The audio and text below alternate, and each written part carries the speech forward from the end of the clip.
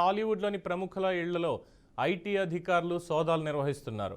Pushpa 2 movie success మీట్ల తర్వాత జరిగినటువంటి విషయాలు ఇవన్నీ చూసిన తర్వాత ఈ ఐటీ అధికారులు సినిమా ఇండస్ట్రీ పెద్దల మీద కనుసారించడం అనేది ప్రస్తుతం చాలా సంచలనంగా మారింది.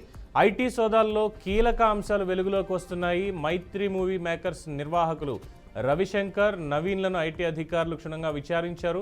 పుష్ప 2 మూవీ బాక్స్ ఆఫీస్ వద్ద భారీ లాభాలే రాబట్టినట్టు ఐటీ అధికారులు గుర్తించారు. వసూళ్లకు తగ్గట్టుగా ఐటీ చెల్లింపులు మాత్రం జరగలేదని ఐటీ అధికారులు నిర్ధారణకు వచ్చారు.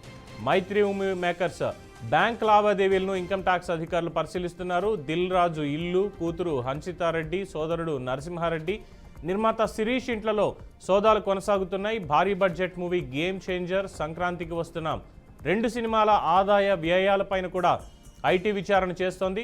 సంక్రాంతికి వస్తున్న మూవీ వారం రోజుల్లోనే 203 కోట్ల వసూళ్లు చేసినట్లు గుర్తించారు. వచ్చిన లాభాలకు చెల్లించిన పన్నులకు భారీ వ్యత్యాసం ఉన్నట్లు ఐటీ శాఖ గుర్తించింది.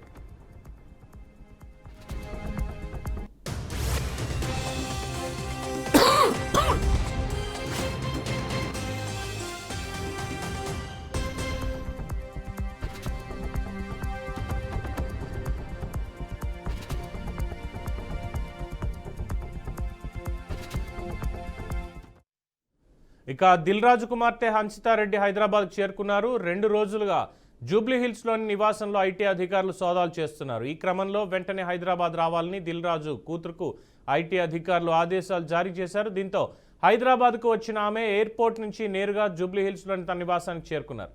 హన్సితారెడ్డిని ఐటీ అధికారులు విచారిస్తున్నారు. విచారణ ఇప్పటికే ఇంట్లో డాక్యుమెంట్లను ఐటీ స్వాధీనం చేసుకుంది. హన్సితారెడ్డి నిర్మించిన చిత్రాలకు సంబంధించి ఆదాయ వ్యయాలపై ప్రశ్నిస్తున్నారు. ఈరోజు రాత్రి వరకు కూడా ఐటీ సోదాలు కొనసాగుతున్నట్టుగా సమాచారం అందుతోంది.